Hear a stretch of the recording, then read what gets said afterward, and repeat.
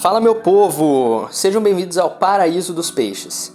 Hoje a gente vai falar sobre uma questão que é muito complicada no aquarismo, muito importante e que infelizmente não é todo aquarista que tem domínio sobre essas situações, mesmo que seja extremamente importante que o aquarista tenha esse tipo de controle, esse tipo de conhecimento, uma vez que ele não vai ter o suporte adequado para isso, não é?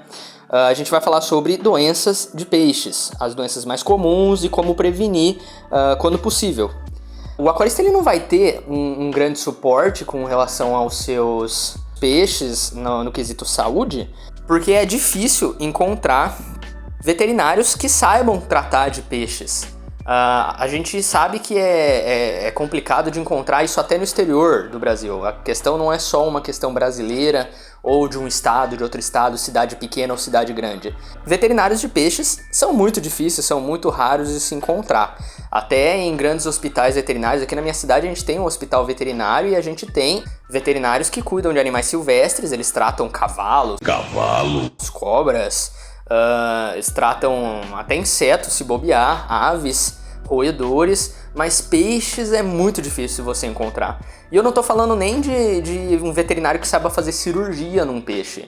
Até porque fazer cirurgia num peixe, eu não vou falar que é impossível, porque ultimamente eu já vi nesses tempos no meu Instagram, no meu Facebook, uma veterinária que conseguiu fazer uma cirurgia com sucesso num louva-a-Deus. Era um louva-a-Deus de estimação de um casal e passou por um problema ali e levaram num veterinário de animais silvestres e o veterinário conseguiu fazer uma cirurgia com sucesso ali. O louva-a-Deus estava se recuperando super bem.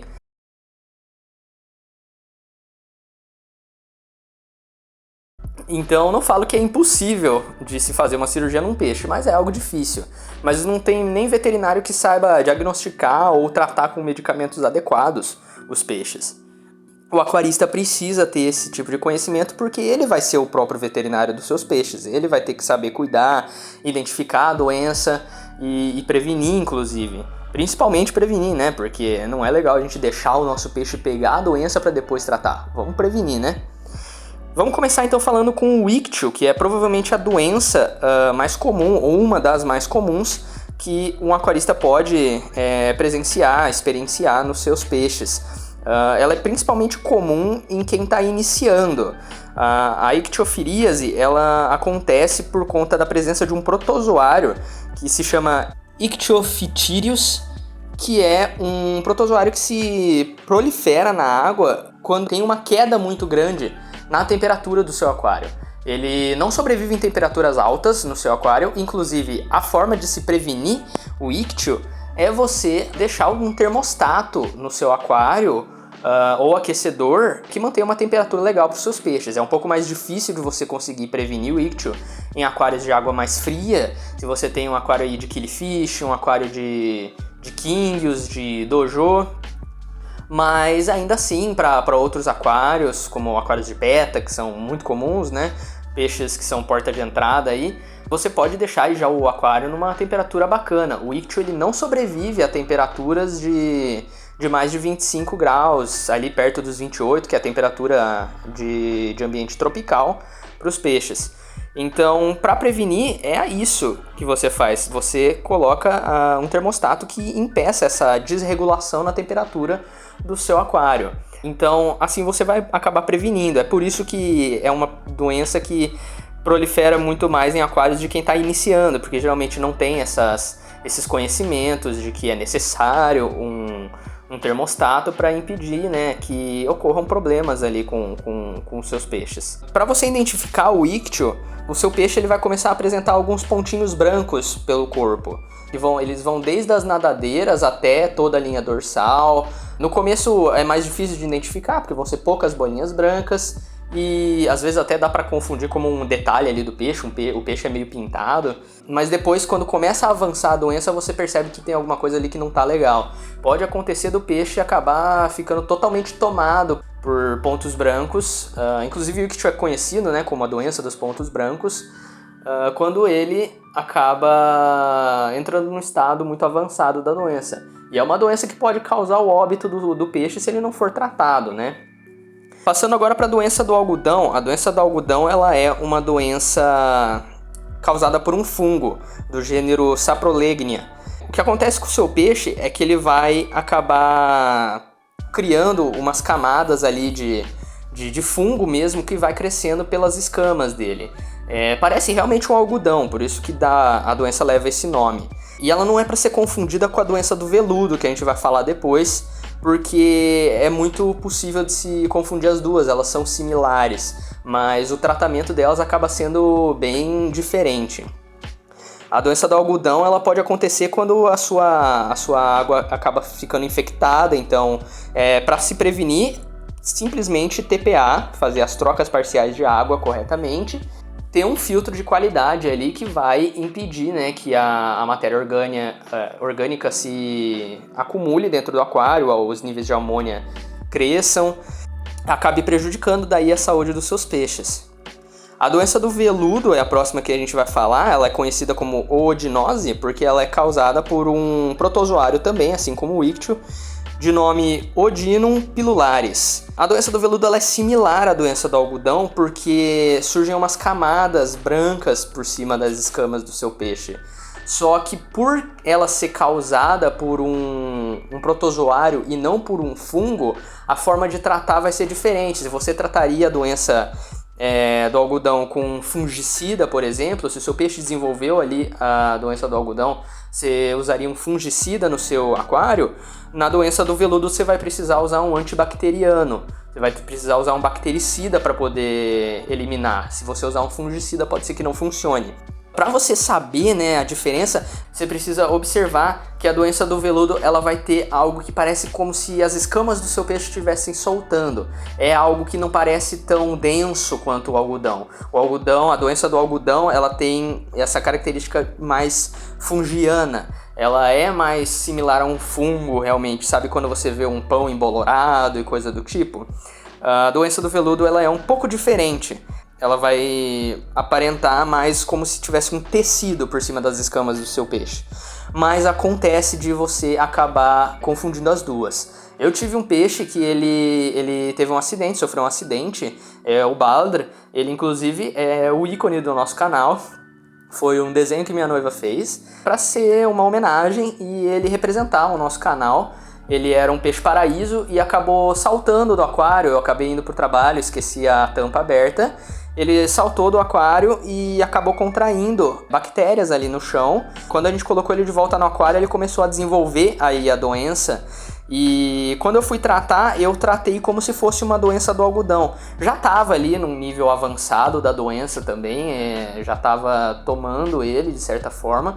E por ter sido um uso de fungicida e não de bactericidas, acabou que não foi um efeito tão rápido ali para destruir o protozoário, para destruir o que estava causando a doença.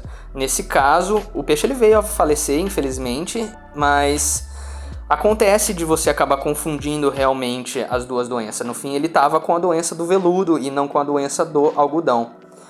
A próxima que a gente vai falar é a síndrome da bexiga natatória. Provavelmente, a síndrome da bexiga natatória é uma das mais difíceis de você tratar, porque ela pode ter várias causas. A bexiga natatória ela é um órgão dentro do peixe que funciona como se fosse aqueles... Os pássaros eles têm um órgão similar, né? Que ele infla de ar para eles conseguirem ficar mais leves e voarem. A bexiga natatória ela tem a mesma função no peixe, ela ajuda o peixe a controlar a entrada e a saída de ar no seu corpo e flutuar. Ele vai flutuar ou ele vai descer mais na água, vai afundar no caso. E quando tem um problema nessa bexiga natatória, o peixe começa a nadar um pouco desengonçado, ele começa a flutuar e não conseguir mais descer, ou ele desce demais, afunda na água e não consegue subir, ou ele começa a nadar meio torto na diagonal. Então é uma doença muito séria e ela tem várias causas. Ela pode ser causada por ação bacteriana e aí você vai ter que tratar com bactericidas, né? Ela pode ser uma alimentação ruim que vai deixar o peixe constipado e no caso a gente vai falar sobre constipação depois. ou ela pode ser um problema genético do peixe, inclusive. Existem peixes que têm maior predisposição a desenvolver a síndrome da bexiga natatória, como por exemplo quinguios e betas. Eles são peixes que passaram por muita modificação genética ao longo da história para se chegar, né, nas variações que a gente tem hoje, coloridos e com formatos diferentes no corpo, e acabaram ficando com sérios problemas nos seus intestinos, nos seus estômagos e na bexiga natatória. Ela acabou ficando meio achatada, contraída demais. Então é um pouco mais fácil desses peixes desenvolverem essa doença. Não quer dizer que vai desenvolver, tá, pessoal? É só que é um fator de risco. Essas espécies elas têm maior chance de desenvolver. E no caso, se for de causa genética, não tem muito o que fazer para prevenir, porque é genético. Agora, se for por causa bacteriana, você vai ter que trabalhar ali com antibactericidas, com bactericidas no caso. E se for com relação à alimentação, você vai ter que prevenir da mesma forma que você preveniria a constipação, que a gente vai falar. E como que eu vou saber, né, qual que é a causa da síndrome da bexiga natatória do meu peixe? Você vai ter que testar o bactericida, ver se resolve. Se não resolver, você vai ter que tentar um laxante ali para ele, para ver se tira a constipação. Ou, se for genética, não tem muito como fazer a prevenção. E para tratar, você teria que partir aí para uma cadeira de rodas. A gente vai falar sobre isso em outro vídeo. Cadeira de rodas para peixes. No caso, a próxima é a constipação. A constipação ela é extremamente comum também em peixes, por conta de desinformação também. Acontece de muita gente acabar dando rações inadequadas para os seus peixes e isso faz mal para eles. Constipação é muito comum também em quinguios e betas. Eles têm maior predisposição para poder desenvolver um problema de constipação. E para você prevenir, se você tem quinguios ou peixes herbívoros em geral, você pode alimentar eles com ervilhas. A ervilha ela é rica em fibras e ela é um excelente laxante. Então ela vai ajudar a impedir que a matéria orgânica da ração fique presa no intestino, nos estômagos desses animais e acabe se decompondo lá, causando a constipação. Se você tem animais carnívoros, que nem por exemplo o beta, você não vai poder alimentar eles com ervilhas, até porque a matéria vegetal não vai ser decomposta, não vai ser digerida pelo intestino, pelo estômago do beta ou do animal carnívoro que vocês têm, do peixe carnívoro. Então vocês vão ter que trocar a ervilha por dáfnia liofilizada. Aquelas dáfnias que a gente acha meio ressecadas, ou até mesmo dáfnia viva, como alimento vivo. Mas a liofilizada ela acaba sendo um pouco melhor, porque não tem questão de você ter que ficar criando, ela tá ali, não tem um prazo de validade tão curto assim, é mais fácil de você adquirir e cuidar, né, manter. Você não vai precisar ficar cuidando de uma colônia ali de alimento vivo. E por último, a gente vai falar aí da intoxicação. A intoxicação pode acontecer nos seus peixes simplesmente por má qualidade da água. Eles podem ficar intoxicados ali por um crescente nível de amônia, por isso é muito importante. Isso acontece também principalmente com aquaristas mais novos, né, que estão chegando no aquarismo agora, às vezes não sabem muito bem como medir a amônia do seu aquário. Então é sempre importante ali semanalmente você estar fazendo TPAs e retirando a amônia do seu aquário, medindo, ver se ela está no nível perigoso, porque se ela estiver no nível alto vai acabar causando aí uma intoxicação nos seus peixes. É muito comum com peixes assim que são mais sujões, que acabam liberando mais matéria orgânica depois da alimentação. Os quinguios, novamente falando dos quinguios, eles não têm estômago, eles têm só um intestino pelo qual a comida vai passar e eles vão defecar a comida direto.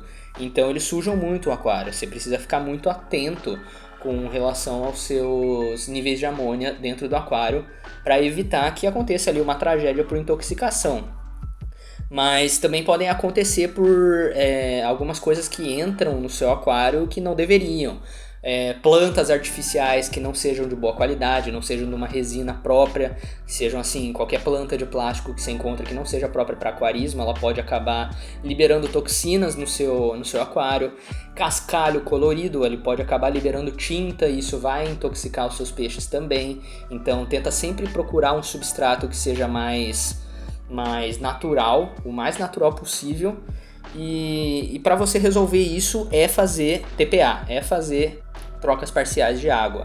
É a prevenção para você impedir a intoxicação, é você fazer trocas parciais de água corretamente, semanalmente ou a cada 15 dias, vai depender de quantos peixes você tem, se você tem pet fish ou se você tem cardumes, e tirar ali uma quantidade de cerca de 10, 20 ou 30% do seu aquário. Aí você vai ter que sentir no seu aquário quanto que é a necessidade dele. Bom, o vídeo foi esse, espero que vocês tenham gostado.